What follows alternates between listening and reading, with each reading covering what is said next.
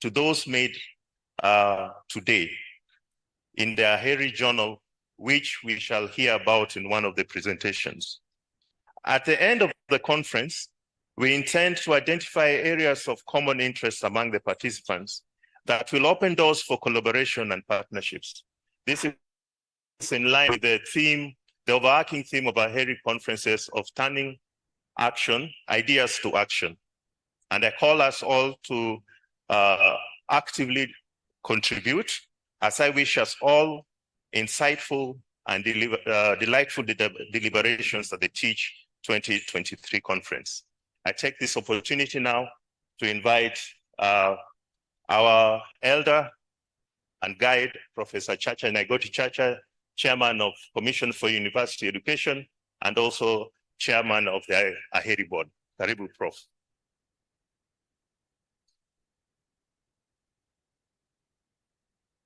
Thank you very much, Robert. I am delighted to be here today. So let me recognize our chief guest, the Minister of Education in this county, representing my brother and great friend, the Governor, Professor Anyang' Nyong'o, and to recognize Professor Kaseji and Mrs. Odera and our eminent director. Thank you very much, all of you, for being present here during our meeting today. We, people at Aheri, have had meetings for quite some time now, every year, trying to address a number of issues. But I think all these issues are based on the initial idea of why Aheri was established. We feel very strongly that higher education people must always resonate with what the communities are doing. And I think for us, it gives us joy that the participation during our meetings has come from not only the scholars in the universities, but also individuals, including students who are the future scholars and the leaders of our communities. We're hoping that during this conference, we shall be able to celebrate the life of Professor Bethuel Allan Ogot. Many young people now perhaps do not know who Professor is. So I'll have the honor as we move towards this celebration to highlight this eminent scholar in terms of his contribution to knowledge as well as our community development.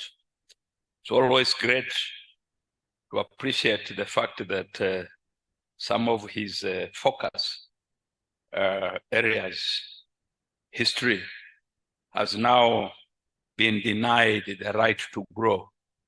When I traverse in the universities these days, I hardly meet historians of note, people who can talk about where we came from and how we have managed to survive until now through challenges that humanity has faced, and why communities have formed groups and polities that have created leadership which we all cherish. So for us at Aheri, we're looking forward to a very dynamic and insightful discussion during today and tomorrow that will unveil some of our ideas as to where we should move to. I strongly think that Aheri should mutate. Right now in the Nyanza area, we are growing higher education. We have a number of universities, including one named after one of our greatest sons, Tom Mboya, in Homa Bay. And we have now reached a point where we need to come together and ask ourselves whether people from Nyanza and the western side of this country cannot take the lead, just like the New England institutions formed the Ivy League, which initially was a competition of running and football playing that turned the trajectory of higher education and research in America to the greatest achievement, so that we now marvel whenever we hear the mention of Harvard, Yale, and Princeton, and the other sister institutions. We need to coalesce around Aheri and perhaps think beyond what our initial idea was and transform this area to continue maintaining its lead as far as higher education is concerned. We have had names of great men and women from this region, and I pray that the honor of Professor Bethwell Ogot will be the beginning of our attention to this cadre and this group of individuals. For those few remarks, I wish you all wonderful deliberations during your stay here. And I want to specifically thank Professor Kaseje. Thank you very much for being consistent in terms of what you are pursuing in the area of public health and all other concerns of humanity. Asanteni sana.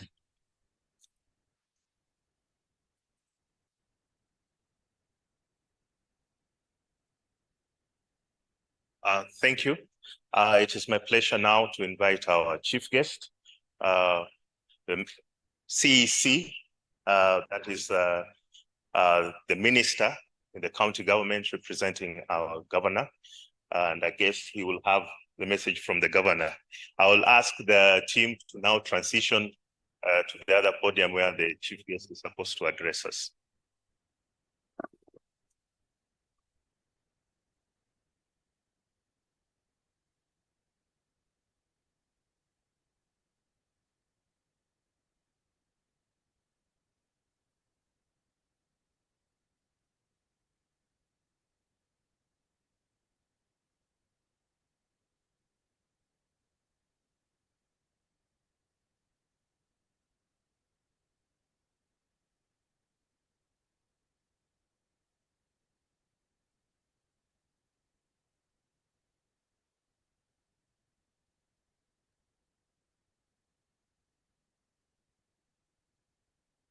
Oh, ladies and gentlemen, good morning. As you have heard, my name is Mwalimu John Awiti. I am the County Executive Committee member in charge of education, technical training, innovation, and social services. I'm privileged today to represent our governor, His Excellency Professor Peter Nyang-Nyong'o, that could not have come here because of some commitments. So he requested me to represent him in this important conference. So I have a brief remark by him.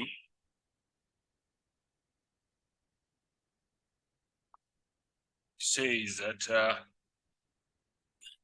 he's very keen on what is taking place here today. So the speech by Kisumu Governor, His Excellency Professor Peter Nyang-Nyong'o, during the official opening of Teach 2023 conference on 23rd August 2023.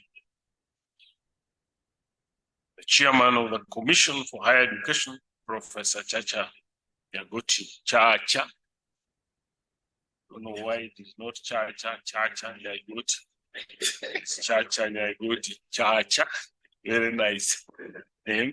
The Institute Director, Africa Higher Education Research Institute, and Robert Owino, the chairperson of Teach Trust, and Professor Emeritus Dan Kaseje,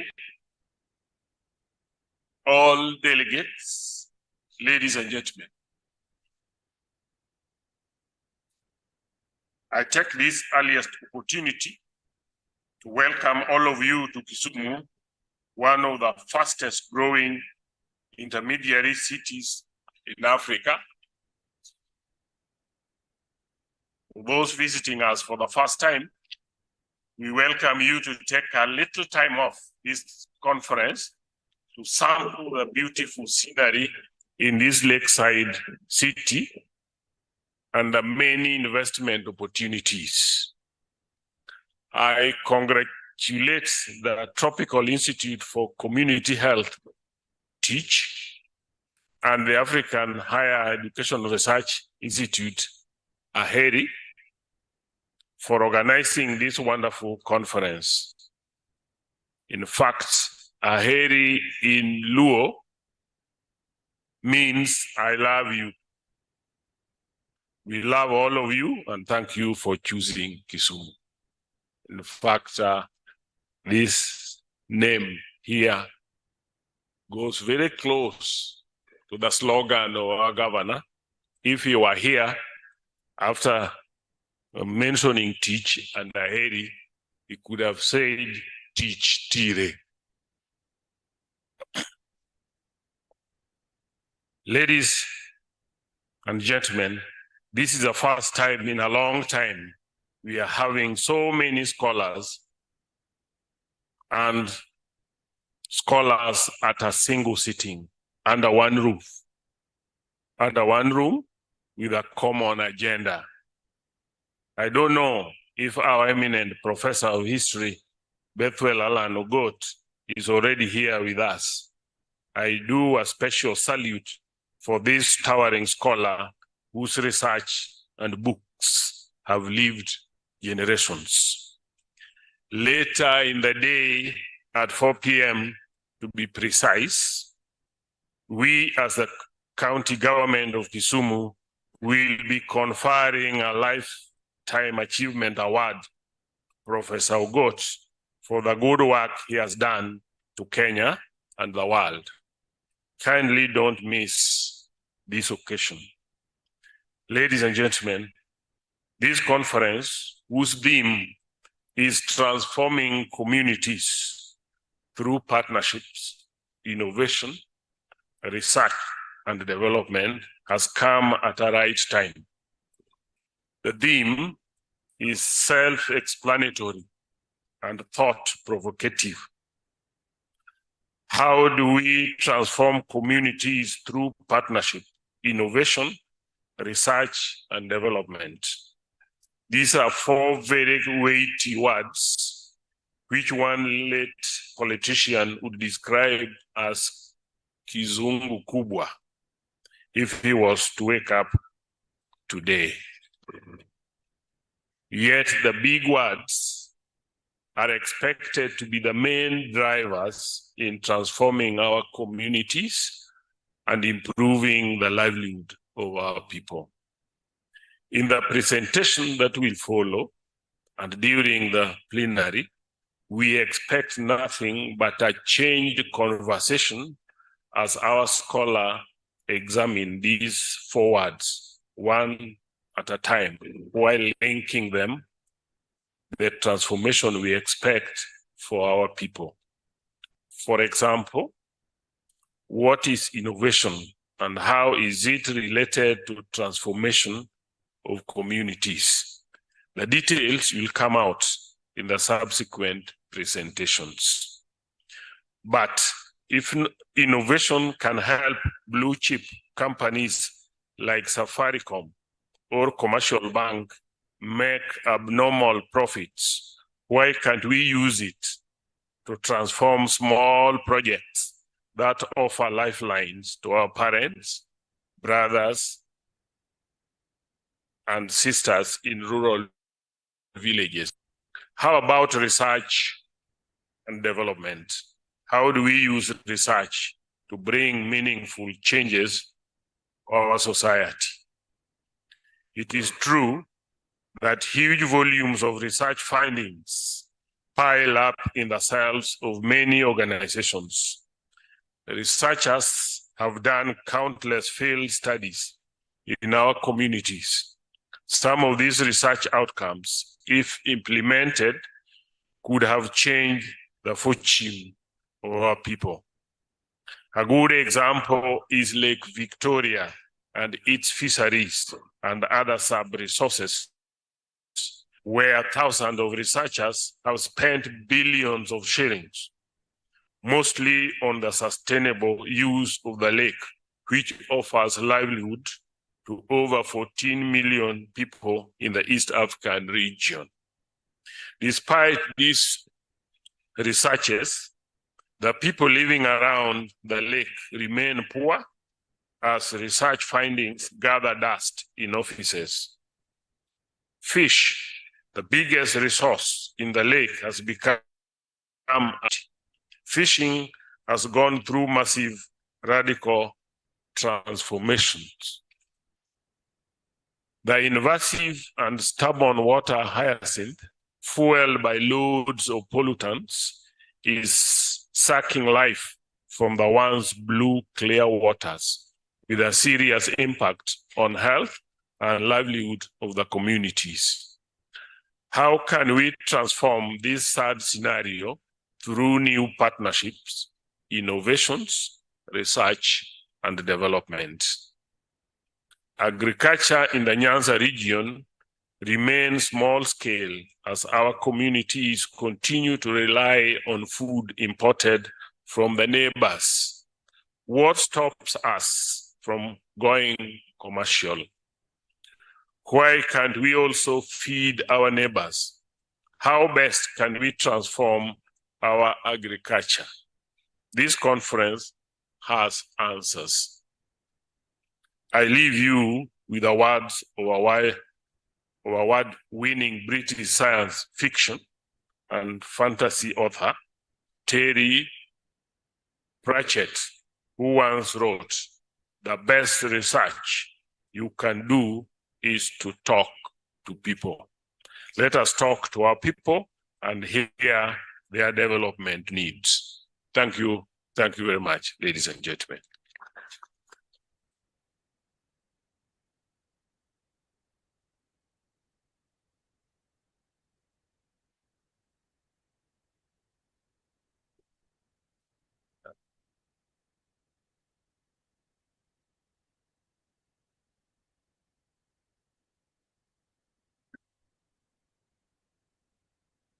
On behalf of our governor,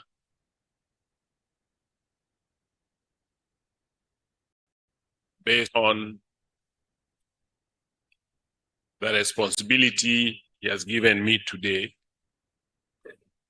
I have the power to make this statement now, that with the powers conferred to me by my governor, I declare this conference officially open. Thank you very much.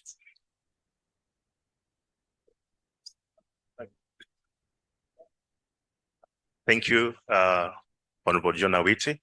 We will delve into the subject matter of our conference, and I will ask the other panelists, other than our keynote speaker, to please assume the seats downstairs.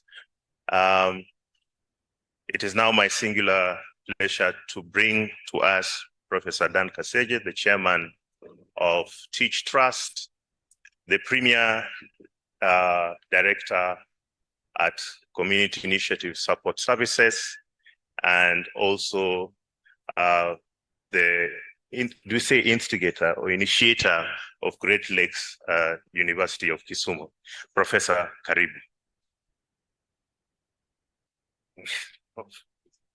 Yes. Oh, the panel. I am duly guided by the moderator that the panel stays on board as pro. Yeah.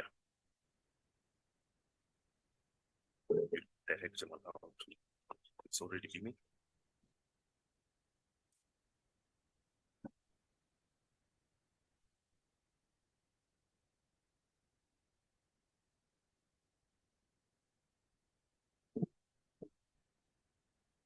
The guests of honor with us this morning, Honorable John Awiti, representing the governor of Kisumu,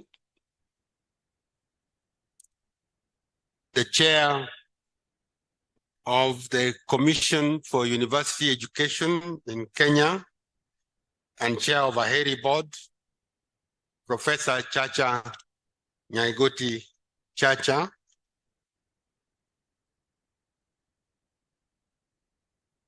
my honored colleague and friend, Canon Perez Odera, who is the Director Emeritus of CIS. And many of you may not know, but CIS is the mother of Tich. Tich was conceived and delivered by CIS. And we are honored that Canon Perez, Director Emeritus, is here with us. It is indeed wonderful that since 25 years, this is the first time we have had a joint occasion like this one, and we thank God. My brother and friends, Director of Aheri, Mr. Robert Odera, distinguished guests, ladies and gentlemen, good morning. My task was alluded to by the guest of honor, which is that I should have been able to explain the various elements of the theme and how they relate to each other. But they did not give me that opportunity because I happened to be out of the country. I did not even see the theme. But when I came, I found I was given this responsibility, and normally don't shy away from responsibilities. So I have decided to tackle this in this way. Number one,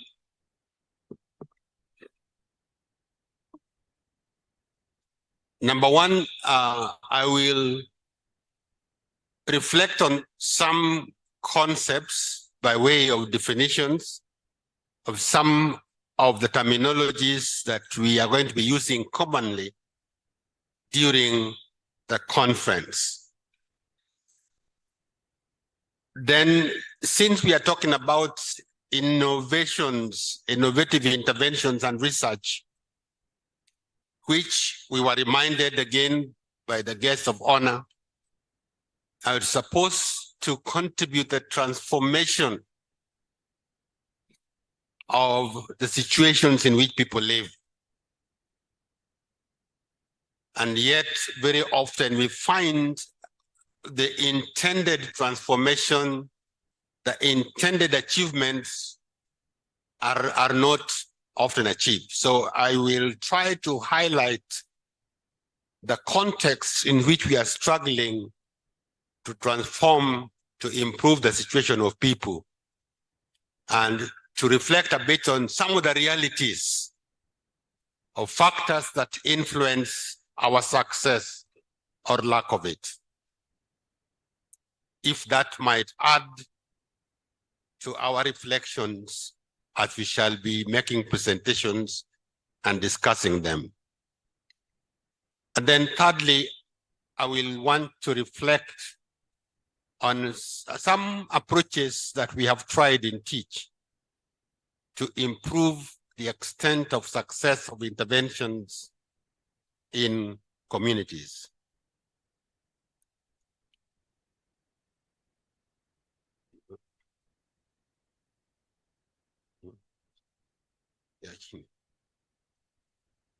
No? Why? Technology. No, oh, it should be. We should be. So it is Chini and that one, and that way. Okay.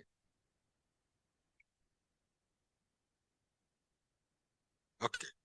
Okay. So these are some of the concepts we are going to be reflecting on. The first one is health.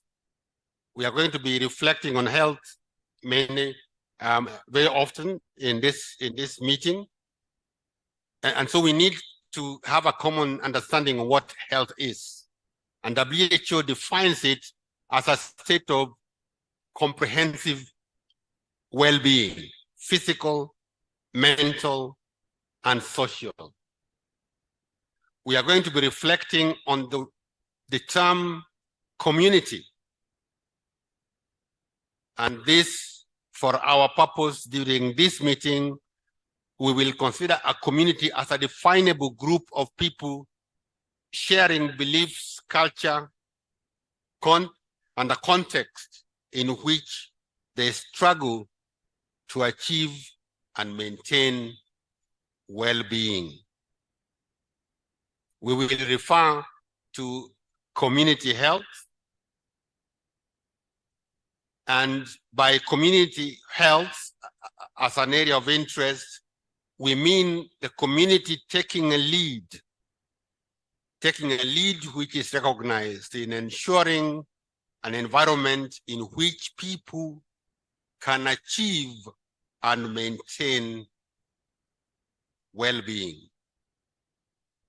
The subject area referred to by our chair, public health, is similar to community health, but it is driven by the state.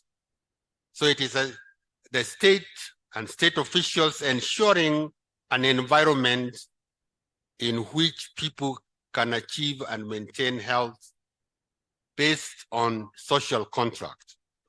And social contract is based on legitimacy of the state. I believe Chair can explain to us what legitimacy of the state might be. And finally, development.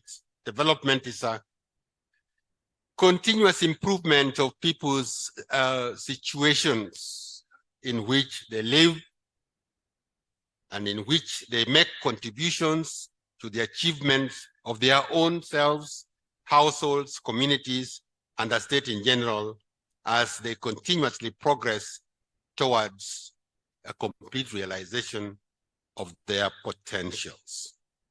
So those are some of the terms and concepts we are likely to refer to again and again.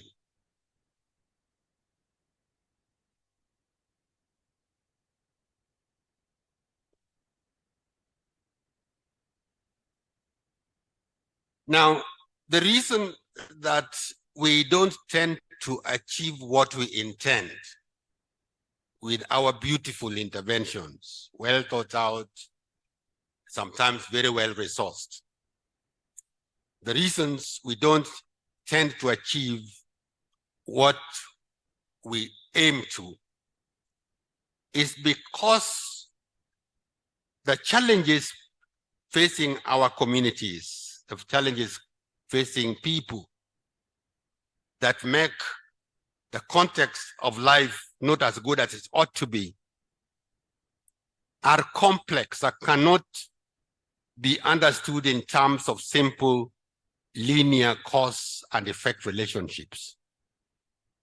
And therefore, approaches which tackle specific problems in isolation do not tend to succeed. I suggest that there is need to appreciate not only the single issues and problems that emerge. One day it is adolescent pregnancy, another day it is tuberculosis, another day it is poverty. So these things individually, if we tackle any one of them individually, we will not get very far. We need to appreciate the whole system and how the system, these elements within the system interact with each other. We also need to understand that there are levels of complexities that also interrelate with each other, starting with the micro level. At the micro context, there are factors that influence how the unit that is often called the household or family interacts, is able to take up interventions and be able to use them. There are factors around that unit at that level that interact and influence what we achieve. The meso level, at the community level, at the district level, and then at the global level. So these levels of factors that keep changing from time to time and from place to place continue to exert their influence over and above our interventions. So what you give as an intervention, even at the level of an individual patient, for those of my colleagues who are clinicians here, we may give a prescription to a patient and hope that it will achieve something.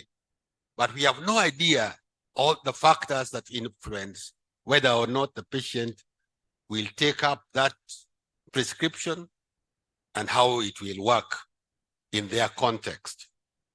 So there are these factors that we may often, that we are unaware of and may not consider when we design interventions or when we suggest actions to improve a situation. So we need to design interventions that deal with various factors that seem to influence the processes of implementation and the outcomes of implementations that therefore lead towards effectiveness and sustainability.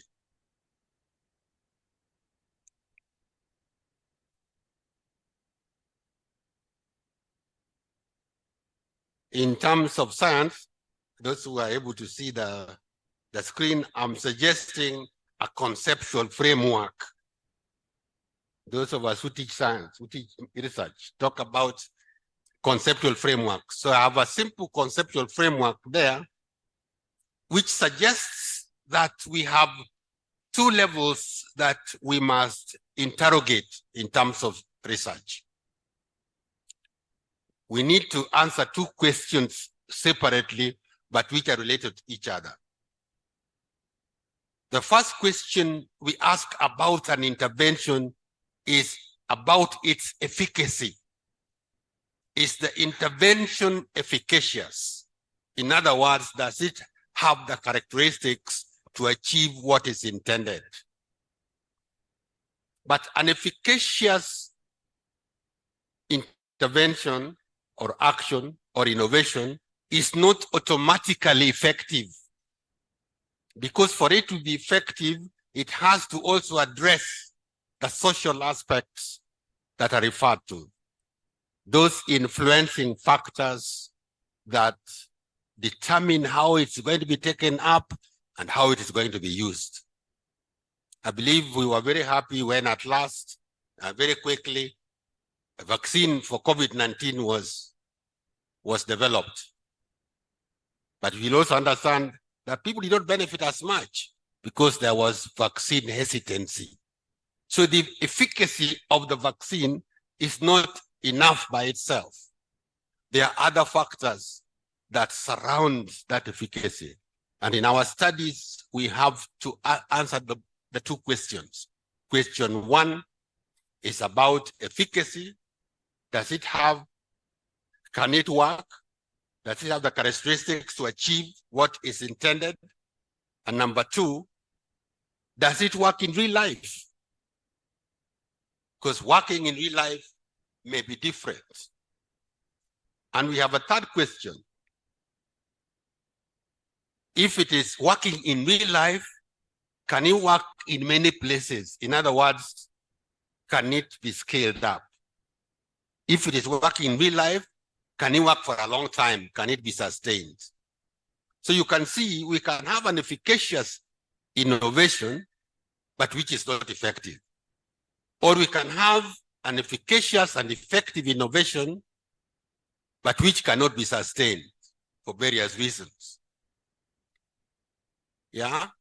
And we can have an efficacious innovation which is effective, can be sustained, and can be scaled up. So those three research questions have to be addressed in our research so that we can then come with answers that are competent. It is not enough to be preoccupied only with efficacy. We need to be preoccupied with the effectiveness, with sustainability, and with ability to scale up. So for those who are looking at the screen, that is a comprehensive framework that can guide our research into the coming years, looking at the various innovations that we want to study and we want to publish as effective in helping us to transform the situations of our people. In grappling with these issues and factors, WHO came up with a list of determinants of health. WHO became aware not too long ago, I think it's in the last 10 years or so, became aware for the first time that disease agents are not the only causes of disease. Malaria parasite is not the only cause of malaria as a disease. There are many other factors that makes it happen. Why is it that someone gets malaria in the same room where another one does not get it? Tuberculosis is not only caused by bacteria. There are many other issues surrounding it.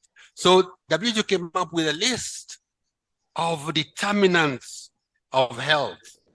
These things that add to causative agents to make it no disease, and to determine how successful it can be addressed in terms of prevention, control, management, and treatment. And that some of the most powerful determinants are the following. I will only mention two. Number one is social gradient. That somehow, even as we sit in this room, we are placed on some kind of a ladder of wellness, a ladder of economic capacity, a ladder of placement in the society. That where you are placed on that ladder determines how you handle malaria. Where you are placed on that ladder determines how you respond to COVID-19. So social gradient then becomes a very powerful determinant of health. And of course, today we are already adding in the non-communicable diseases as well, which are influenced in the same way. And one of the elements that influence this social gradient is income. One of the elements that is so powerfully influences where you are placed in the society is income. And therefore, income becomes another one that we can reflect on a bit more. All of these are actually very important on the list All of these are very important determinants of well-being. But we will only concentrate on one or two because of time.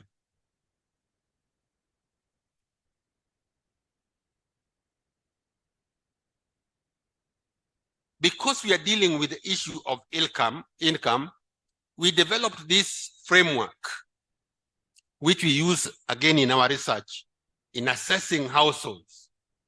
And when we assess households, we find that almost 60% of our households in the Lake region are trapped. They are trapped. And so our interventions should be looking at how do we break this vicious cycle of poverty and ill health. Households suffer poverty because they are ill, and they suffer ill health because they are poor. And that this vicious cycle continues, and we cannot simply handle one side and hope to succeed. We cannot only handle ill health and hope that poverty will go away, or that ill health itself will reduce, because it won't, since it is determined by poverty.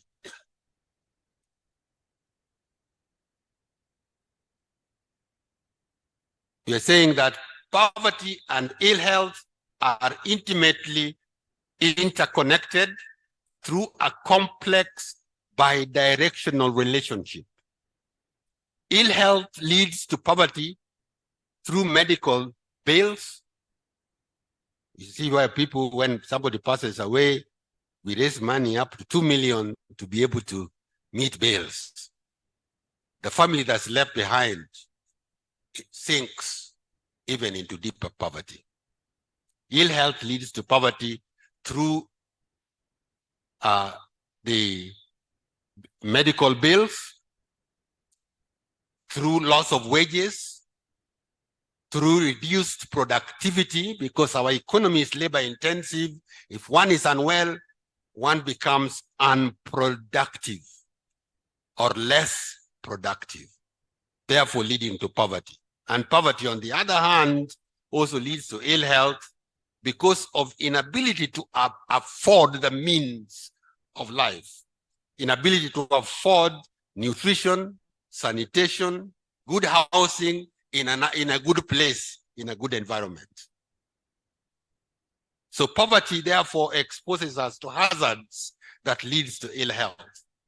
Both leads to denial of choices and opportunities that are most basic to life and well-being.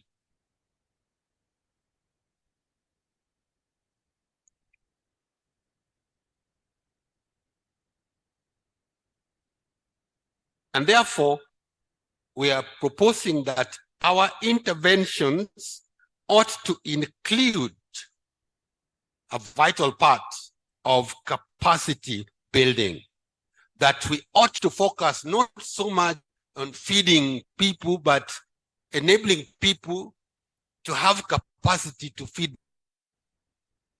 enhancing the ability through skills and knowledge. Because when one has increased skills, particular technological skills, then one will be able to generate resources. The more skills you have, if you have employable skills, then you can generate income, you can generate resources. And when you generate resources, then you have a voice. You can, the more resources you have, the more control you have around yourself, around the things that affect you. The reason that those who are lower down in the ladder are more unwell is because they do not participate in decision-making, decisions that affect their lives. Other people make decisions, they take consequences. And when you are in a situation where you are taking consequences, wow, nobody will be thinking about you. So it is important that you have capacity to be able to generate resources so that you are able to have a voice in the context in which decisions are made that affect you. Capacity is a vital ingredient of effective interventions or innovations to improve well-being. By widening people's choices, opportunities, and reducing their exposure to hazards. Innovations should place emphasis, therefore, on assets and resources and strengths and investments and efforts that individuals, households, and communities are making. This is indeed foundational to what we refer to as the community partnership concept that has been elaborated by Tich.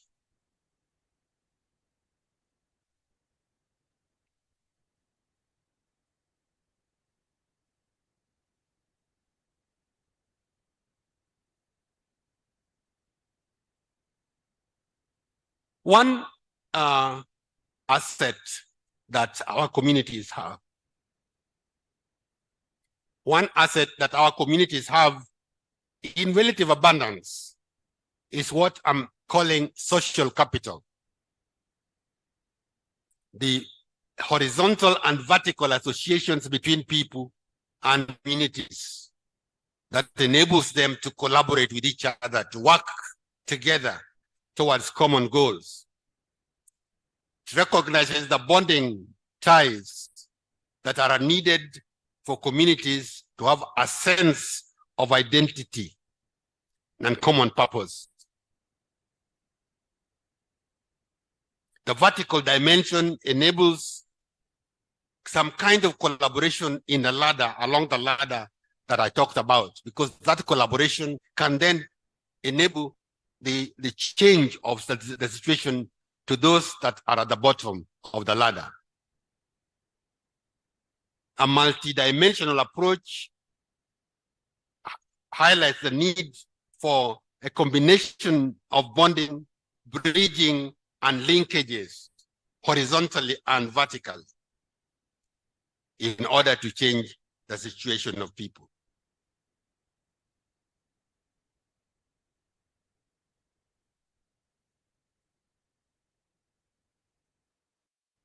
Since I was not given time, I might want to suggest that this may be the last slide, but if I'm allowed to continue, I can. Okay, now, so this is a framework that I'm proposing for assessing the interventions we shall be listening to today, and also for selecting interventions that are likely to work. For those who can see at the screen, I have a quadrant with the four sections: section A, section B, section C, and section D. Section A is a quadrant which is in the upper left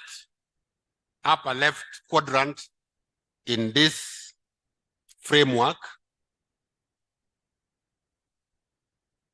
And this is the quadrant of interventions or innovations that are efficacious. You know, the x-axis, yeah, if the higher up you go on the x-axis, you are measuring efficacy. Whereas the y-axis measures the social fit, the social appropriateness of the intervention. So the left higher quadrant or component suggests high efficacy interventions, and there are many of them. And very often that's where we focus. Is it efficacious? But the social fit is not necessarily there. Okay, so we can choose that group of interventions to implement, or we can assess our innovation. Is it, if we find that it is highly efficacious, but its social fit is questionable, then we implement it with that at the back of our mind. We know that we can achieve something, but it will not be exactly according to the efficacy. The quadrant B is interventions that have low efficacy, but also low social appropriateness. This, oh, what happened? Okay. So the B type of interventions should not exist, but you'll still find them. You should still find people implementing things that are neither efficacious nor socially fitting. That is B. The C, which is the bottom left, are those interventions that have low efficacy, but socially they fit very well, and there are very many of those. So you can also consider those. And then those that are in D, the upper right corner, which are interventions that have both efficacy and high social appropriateness. So these are, if you are to start anything new, this is where all our efforts should be going. To assess by research, to find out whether they are efficacious in the first place, and two, to find out whether they are socially appropriate. And the steps that are left on this slide, which will be available to you, are suggested ways in which we can expand the usefulness of interventions or innovations towards effectiveness, towards sustainability, and towards scalability. Thank you, and may God bless you.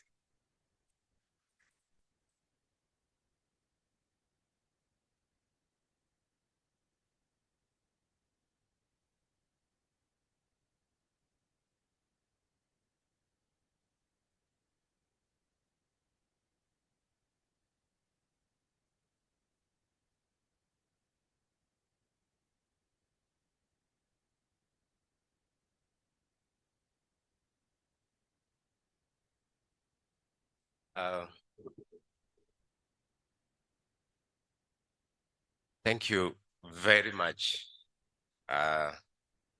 Professor Dan Kaseje. Those who do not know Professor Kaseje should probably be informed at this point that Professor Kaseje is also the patriarch of the Teach Trust. And Professor, we listened carefully, and for most of us, I believe it was an interesting experience to listen to your address, to your keynote address presented to us. So I will take this opportunity, ladies and gentlemen, to first of all recognize and appreciate the panel behind me for taking time off their busy schedules to join us, beginning, of course, with the guest of honor in this occasion, representing the governor, and that is none other than Honorable John Aweti, who is the County Executive Committee member in charge of education in the county government of Kisumu. Also with us, and as you have been told, is Professor Chacha. Professor Chacha Nyaigoti Chacha is not only the chair of the Tich-Aheri board, but also the chair of Kenya's CUE. That's the Commission of University Education. We also have with us now the matriarch of CIS, Canon Perez Odera. Mama, we are very glad to have you with us. I don't think there is anybody else I need to introduce, because most of you already know the eminent director of Aheri Institute, and that is Mr. Robert Owino. And so quickly, without taking too much time, I need to conduct you through the presentation that we have come to an end of quickly so that we refresh our memory. And in his key address, Professor Dan Kaseje conducted us through a number of issues. And I just want to highlight a few of these issues before we come to questions that will help us generate a debate surrounding his keynote address. First, and I found this most exciting, he talked to us about the complexity of the human context. And he said the community context is very complex because reality itself is very complex. And if you are listening carefully, you heard him say that too complex is reality to be understood in terms of simple linear cause-effect relationships. Professor is suggesting that between cause and effect, there are many other factors that we should not lose sight of when thinking about intervention programs. And he conducted us through an operational definition of key terms and concepts that define the theme of the conference that we have today. And he said that the reasons we fail to achieve what we aim to achieve is because the challenges facing our communities are complex. They're not simple. And he said that approaches which we use during intervention efforts seem usually to be in silos. They stand alone without much regard to the connections between these approaches.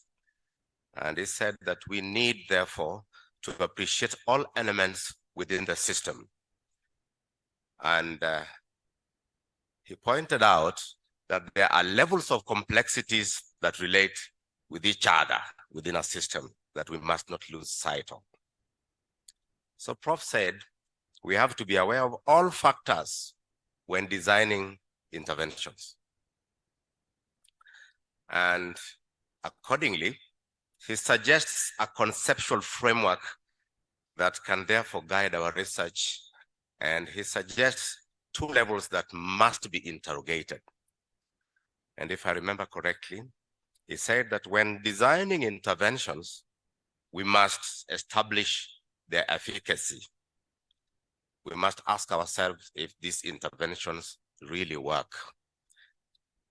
And we must ask ourselves if these interventions can work. And we must ask ourselves another question. Does it work in real life? So we have to interrogate the effectiveness of these interventions as well. And finally, and I think this was very important for us to consider, apart from asking whether they are efficacious, apart from checking whether they are effective, we must see if these interventions can work in other places. That is, are they scalable?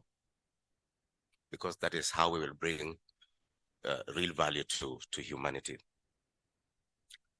And he says, to illustrate that, for instance, that in the case of health, the World Health Organization suggests that we have to think beyond mere causes of diseases and think of factors surrounding the conditions, such as the social gradient, factors such as income, education, stress, social protection issues such as social support, and so on. We must get to find out where someone is in the ladder of the social hierarchy, because that will determine many other factors, including how they respond to medicine.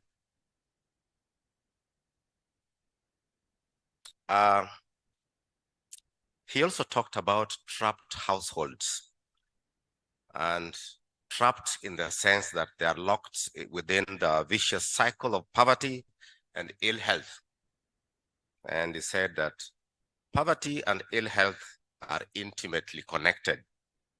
For example, he said, ill health leads to poverty because ill health, for example, might cause a drop in productivity of the affected person. And if you don't, for example, have money to pay for your bills, maybe your condition might deteriorate. And you might be thrown out of your house because you are sick and you have been thrown out of work and you can't afford rent. And this worsens your already bad situation. And so if someone is sick, for example, you have to think beyond administering medicine. There are other factors that surround that. He said that our interventions ought to include capacity building. That is, we should enable people to have capacity to improve their well-being. And on social capital, towards the end, he said that social capital reminds us of horizontal and vertical associations between people in the community.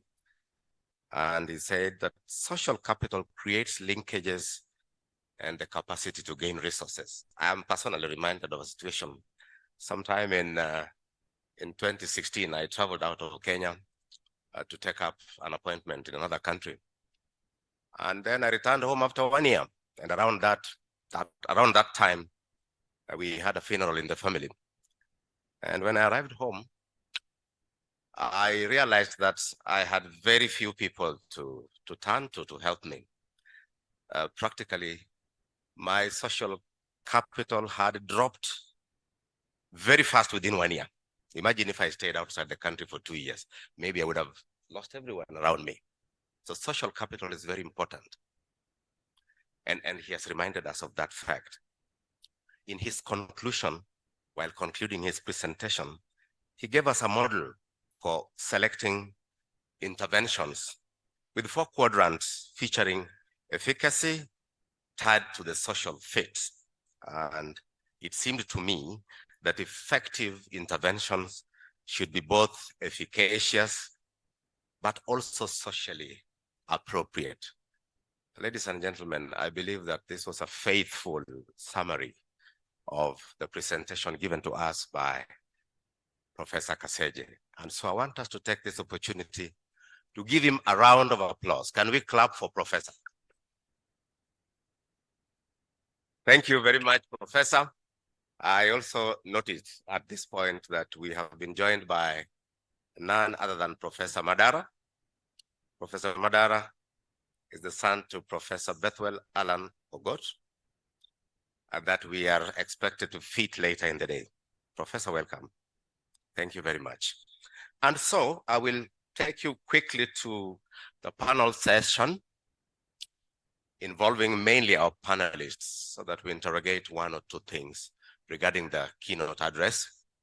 Shortly after the panel session, we will have, of course, our tea break, okay? The first thing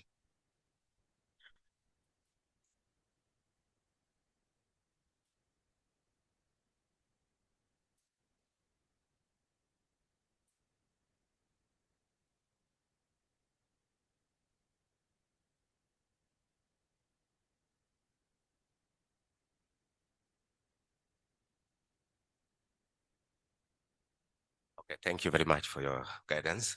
I will begin by asking a simple question to a panel member. We don't have a mic. Oh, there is one. So. All right. Okay, let me see if it's. All right, yeah.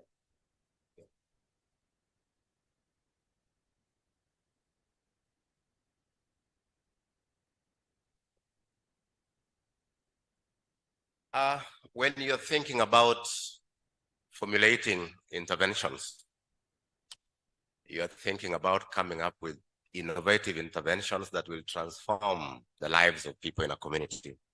One question often comes up, and I'm glad that Professor Kasseje mentioned it. the question of sustainability. Remember that many of these interventions that we come up with usually are funded. It might be a funded program.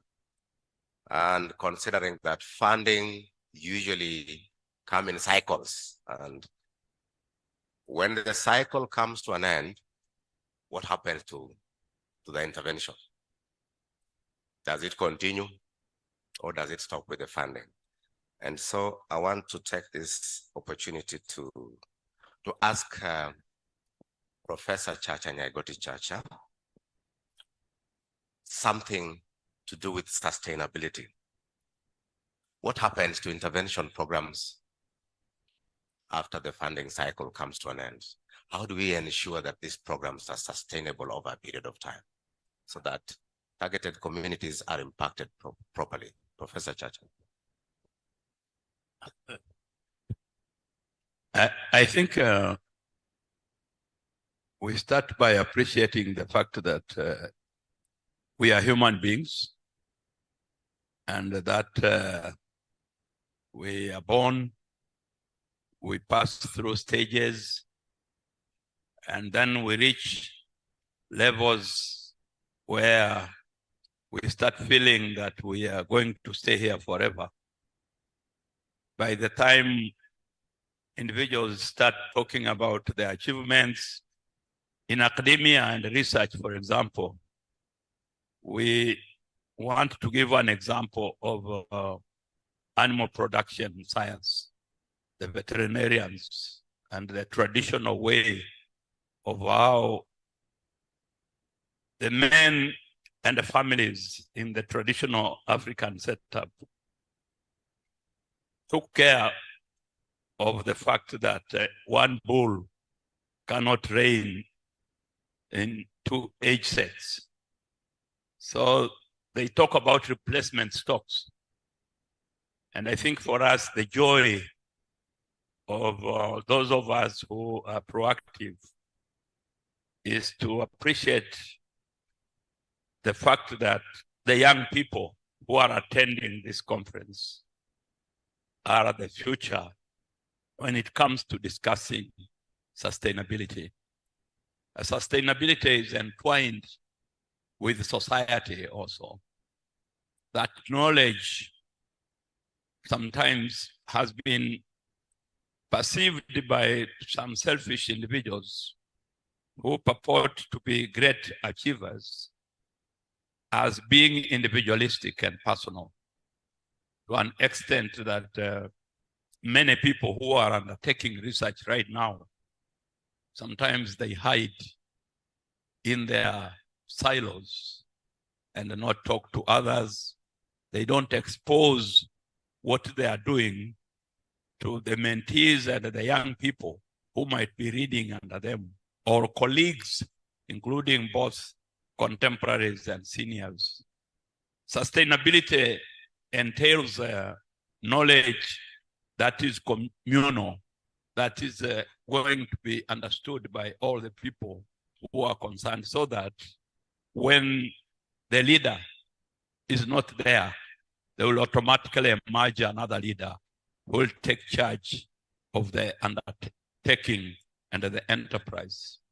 Research is an interesting perspective, and we have always argued that knowledge for knowledge's sake is not going to save us. I think knowledge should always be seen from the perspective of what it contributes towards the social dynamics and the community development.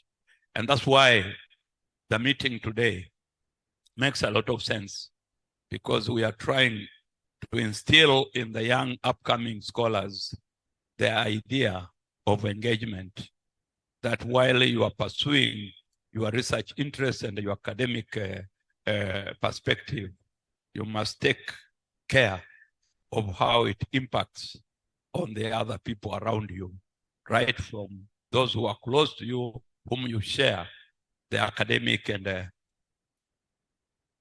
research experience, as well as those whose research findings that you are going to bring on board will affect.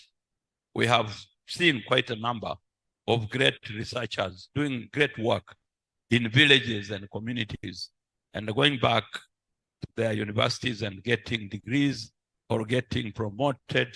But those people where the research was undertaken, they still do not have the answers, although the answers might now be articulated in the findings of the researcher. So I think that is the perspective and the trajectory that we would like to undertake. Thank you. Thank you very much, Professor Chacha, on your take on sustainability. My next question goes to Honorable John Awiti, representing the governor in this event. And the question is, in what ways can we engage communities when designing intervention programs? Thank you. Thank you. Thank you very much. Ladies and gentlemen, as a county government, we have a lot of innovative programs and projects that we undertake. And we have discovered that we cannot rely on the exchequer and our own revenue sources alone. We need partners to supplement this, because as a government, we have various sectors that have complex undertaking that we must do. And so we have realized that these programs, these projects, you can only succeed if the stakeholders, if the local community is made part of what is going on. And so in our programs, we do a lot of workshop sharing, where we made the community be aware of what we want to undertake, and we make sure that they also own up those programs or those projects. We also have general meetings with the public. In fact, we have one of our departments called the Department of Public Participation, where we have a coordinated pattern of going around to the wards, sub-counties and wards. And we ensure that we involve all the relevant stakeholders based on that kind of a program or project that we are taking. We also ensure that the local leadership, because this is where we also get the champions of those programs that we have. The county have a structure that runs from the governor down to village admins, and we use them to pass this information to the stakeholders so that they come to know what is to be done. We also have a very effective communication department that make our message very clear. We use media a lot so that the people come to know what is taking place. The county government undertakes on any project to do skill and development training, so that the people that are going to be involved have the skills that are relevant to what we want to undertake. And most of these, we try as much possible to engage the local community. Most of our projects, sometimes we have what we call project management committees that ensures that the public, the stakeholders are well informed of the progress taking place and the concerns are raised to us, and then we address them. So from there we get we have feedback mechanisms where now we find a way of addressing the concerns that are raised. we also have our Department of Monitoring and Evaluation that are out there in the field to continuously monitor the implementation of our programs. So we always engage our community stakeholders, communities, local leadership, and this one here has helped us to ensure that we reach this far we have reached. You have heard for yourselves. Thank you very much, Waziri. I can vouch for what he has said because I am also familiar with these county programs. For those who do not know, Mr. Wait is my immediate successor. Yes. I was the Minister of Education, and then he came to take over for me in the county. So I agree totally with these views he has expressed. Our final question goes to Canon Perez Odera. And we know that successful transformations programs or interventions usually benefit from the harmony among key stakeholders. These stakeholders may be county governments, they may be non-government organizations, NGOs? They may be faith-based organizations. They may be civil society organizations. They may be the private sector, the industry, or members of the academia. And I want to know from Mama, how do we ensure that these stakeholders work in sync so that transformation programs are successful and also coherent? Thank you.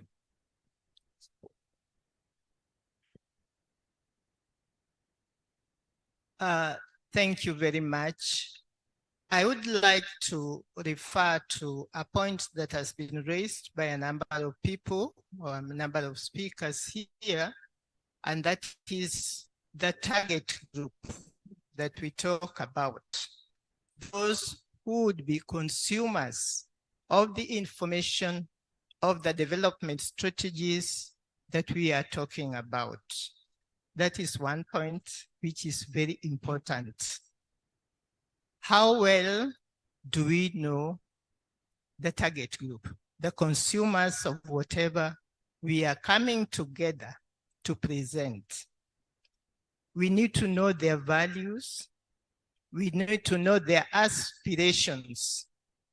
We need to focus a lot on their fears, because a lot of times we sit, we strategize, we come with approaches, and we imagine, and probably rightly, given the situations in which we are, but the target group that we are going to approach may have certain fears that are not so easy to see until and unless we give a lot of time to be with them, to study the community, and to figure out what is there. The second point that I want to bring out is those within who are coming together. What I have seen to be an impediment is people coming together, and yet each organization somewhere behind the curtain has certain areas they do not want to expose.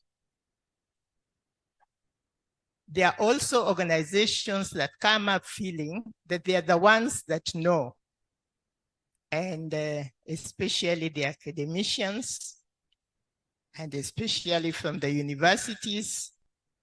So when you find a community group that is very eager to take on development activities, and whatever they suggest, you tend to say, okay, according to certain research from certain organization in some period of time, this was proved not to have worked. So we create a lot of fears, especially to our target groups. These are issues that we need to look into and see how we can reduce them.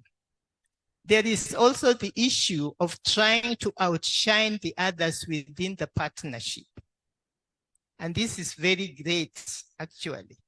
When people go as partners, each partner feels that they have something that is so special that is not within another partner. And for this reason, it becomes very difficult for them to accept what other people are saying, what other people value, and what other people see as important and what needs to be done. And therefore, in my view, having been a worker, but now a person within the community, I think that it is so important to find out what are the existing community structures. How powerful are they? And can they work? And even in that, one needs to be extremely careful. They are what we call community leaders. I call them community opportunists. They are out there, very careful, very smooth. And as you go in, they will capture your interest. But at the end of the day, it is not the interest of other people, but it is their own personal interest that they want to foster. The culture that education had brought to our people is an impediment to development. When I, as a person who is employed, who earns a salary, whose status in life seems to have been made better because of my education, go to a community person who probably went to school, didn't get employed, has been out there. And then I begin to tell him that, you know, if you dig, you can actually get income, you can actually live well. This person will never believe you. Perhaps for us who know we are the beginners, let's live by examples. Even if you are a professor at a university and you have a project running somewhere which people can see, it will work. But if your life depends on money and you're asking other people to do it otherwise, it is very difficult. Finally, I would like to say that the attitudes that the people in this region towards physical work, maybe I'm going out of what I was asked to do, but bear with me. The attitude of the people in our region towards physical work is actually a killer thing in development. We can change it, we need to change it, we need to come together, pool our ideas and experiences so that we can actually make people like physical work. We can make people like the soil. A few of you here have traveled, and I got the opportunity also recently to travel. I went to Israel, the promised land. In my mind, I have always known that that's the best place ever. The rocks that I saw, the dry mountains, no water. I came back and I said, I do not want to eat any apple from Israel. I do not want to take any egg from Israel. Those people think, and our universities and our professors, let's not enjoy the title. Let's enjoy the product of our work. When we do that, even collaborating with small organizations, big organizations, and so on will work. We have the devolved government. But if they're high up, reaching an officer in that office, please don't arrest me if you want me in town. Reaching an officer in that office is a tall task. How do you then foster that development? Workshops are good. Conferences are great. We can talk forever. It will sound very good. But if what we are doing remains in these papers, then the challenge is asked to us. The future will judge us harshly. Thank you, sir.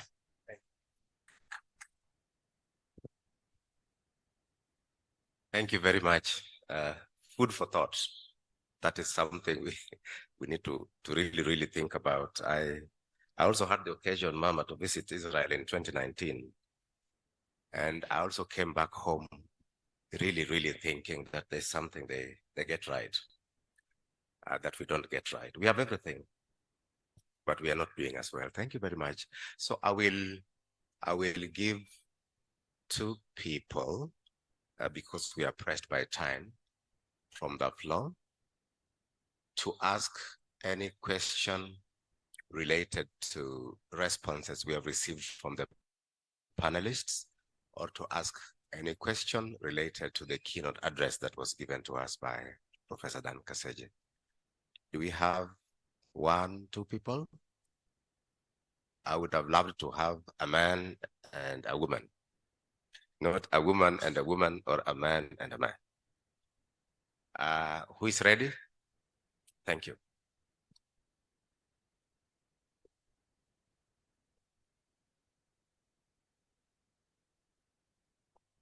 Yes, thank you very much. My name is Ali. I'm founder of SWAP, and I've lived along the lake, and I see it's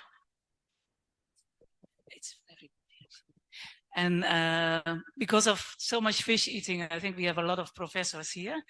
But sometimes I feel that we are not making very good use of some of the science, and we need more evidence-based interventions. And we need also to not only have PhD students, put a dissertation on a shelf somewhere. We need to use that knowledge and improve on the services we provide in the community. I'm happy we're talking about partnership here, but how can we do that better and collaborate better and work together? Thank you very much. This question can be taken up by any of you. Thank you. Can we have the other question? Or we get a response as we wait for the next question, okay? Oh, where? Oh, okay. Allow me to take his question. Thank you. I'm Edwin from Kenya Red Cross Society. My question mainly goes to ways of how we involve the community and how the stakeholders for the partnerships work to sync in the community. What are the steps that we normally take as the NGOs or the CBOs or the societies that are going to the community? What are the ways that we make sure that we sync well in the society without favoritisms or any other things that may make the community feel that they're not part of the project? Actually, this has been one of the major challenges that we faced when we go to the field as Red Cross. We go to the field with the administrations, they really have their own people. If you're trying to do this, they have their own. Then, let's say the county government, for example, the county normally have the local administrators in the field. Let's say the office of the MP also have its people on the ground. The partnership also comes in. We normally face the several angles between who is superior among those people who are on the ground. How do you handle this and make sure that when we are on the ground as a society or as a CBO or NGO, we make sure that everybody is captured in and they feel part of the project? That looks like a question Robert wants to take. Thank you, but there is also the first questions. Yes, thank you very much. I will start with the last question about community involvement. And indeed, over the last 30 years of community initiative support services engagement in development, the primary thing is community entry process that has to be inclusive. And Mama Perez alluded to the fact of know it all, where you go to the community and you think you're going to give an answer. It has helped us much that we engage the community as you come in, as you come to introduce the project, you carry out community mapping and ensure that all parts or all the people in the community are represented. The other thing is it has to be to come as their project, which is normally not the case, because you write a project or you come up with you design a project and you have already your indicators from the desk, which may be at different points from the community. Professor Kaseje talked about the complexity of relationships, which we can only have a certain perspective of. And we are always not so keen to be wrong. So as it has been written, you want to ensure that it be so. So for me, I will say community engagement right from the beginning is very key.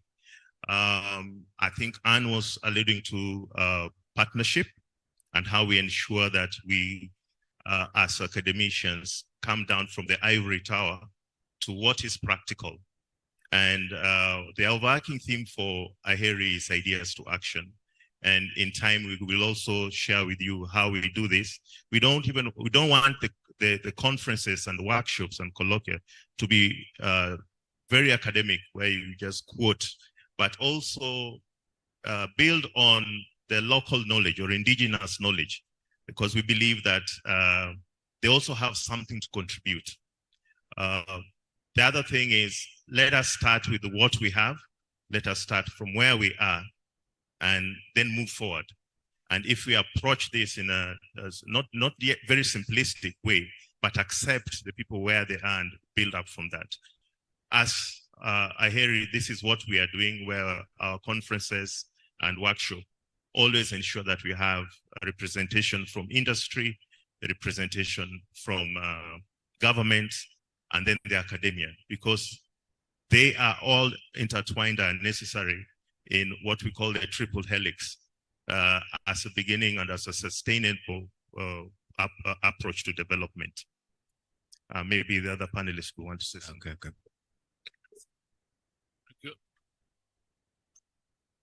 Oh, Madam Anne talked about evidence-based interventions.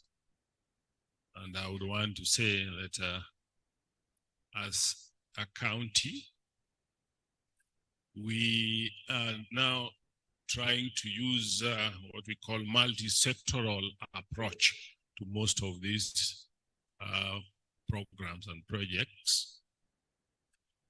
And right now we are working on one called multi-sectoral nutrition, which is involving nearly all the departments within the county.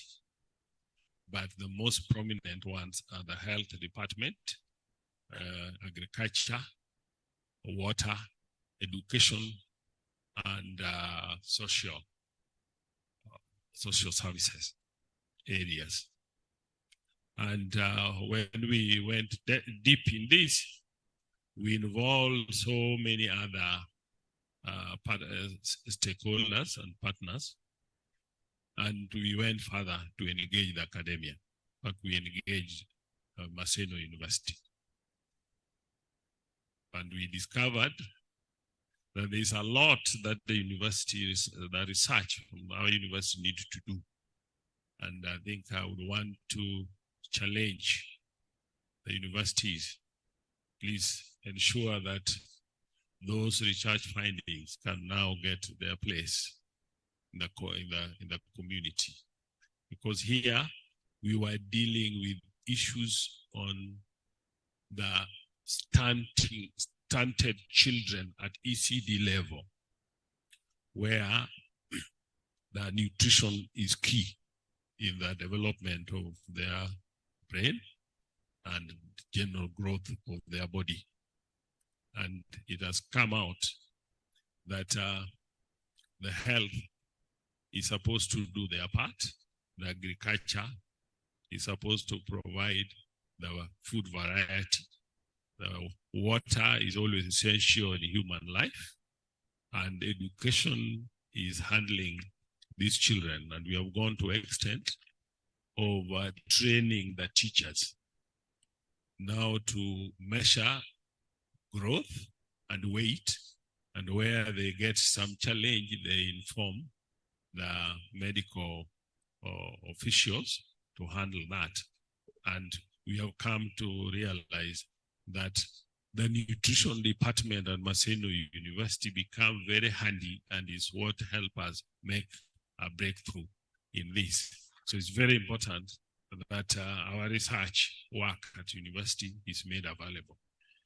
On favoritism, I may just say here that sometimes when we have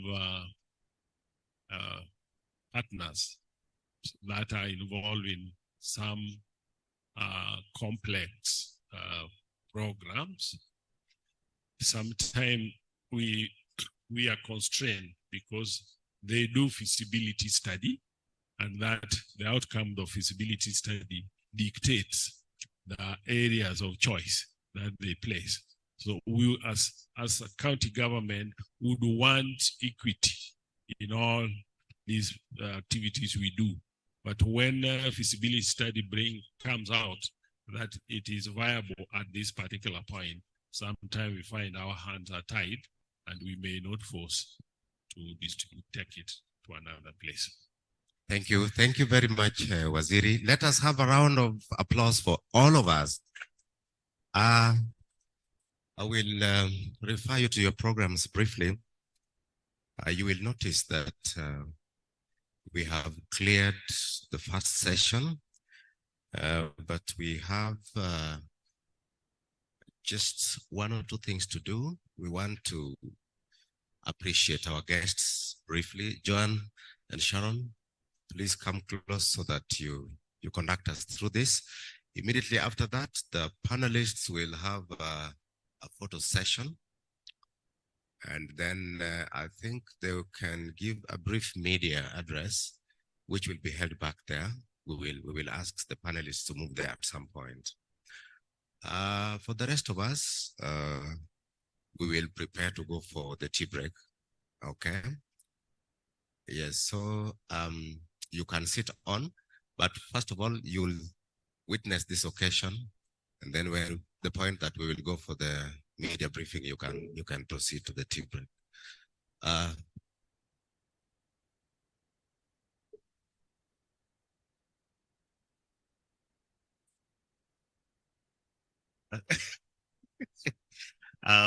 I would like to call upon Sharon. We will start by, first of all, offering our panelists appreciation. So I think the cameras will need you to see you give him. The first one will be our gift of appreciation to Canon Perez Odera for her.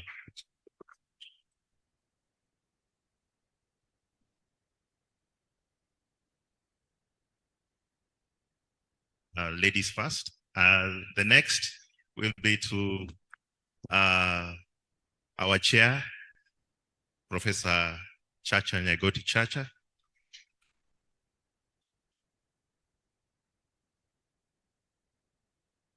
Then we'll invite Professor Dan Kaseje to receive a gift of appreciation.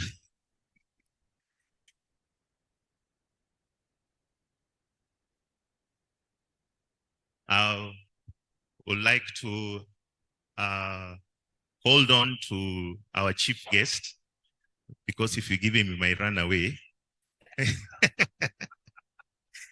But we would like to give him in a more proper way. And the gifts keep on increasing. As long as you stay around, the gifts keep increasing. So Waziri, we appreciate you. We would like the gifts to increase.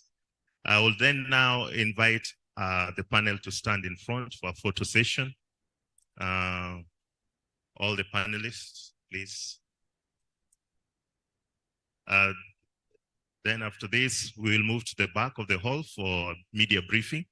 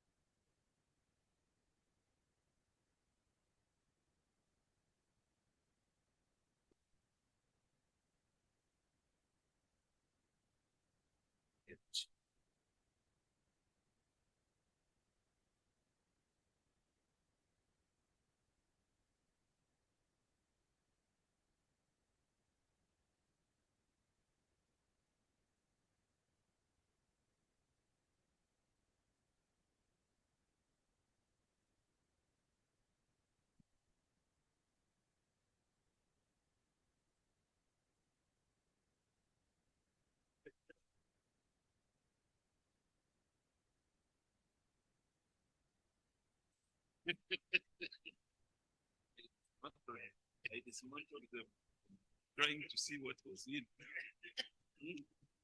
Realize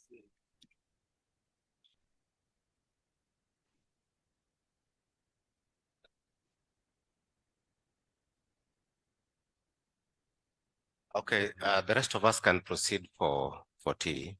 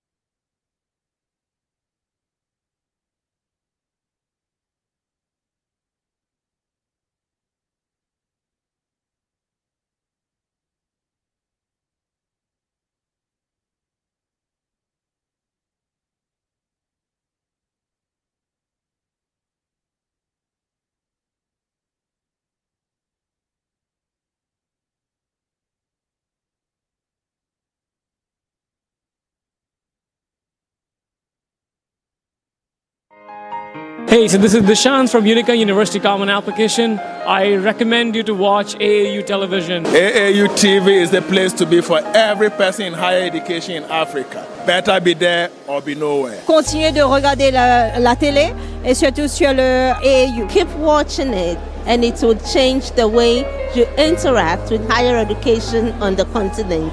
AAU, great job. I want to tell you that AAU television is fantastic, it's educative, it's informative, and it is a must for anybody who is interested in higher education in Africa. When I was in Accra last year, I did an interview on this TV. It's a very important mouthpiece. It's a data, it's a bank of all we need for the development of higher education in Africa. People should make an effort to view it because it discusses very current issues of development across the continent. I believe that the station will continue to promote the overall development of Africa, particularly in the tertiary education sector. AAU TV provides a platform and shares a lot of information to a broader audience. So we wish you all the best and please continue serving AAU TV, the voice of higher education in Africa.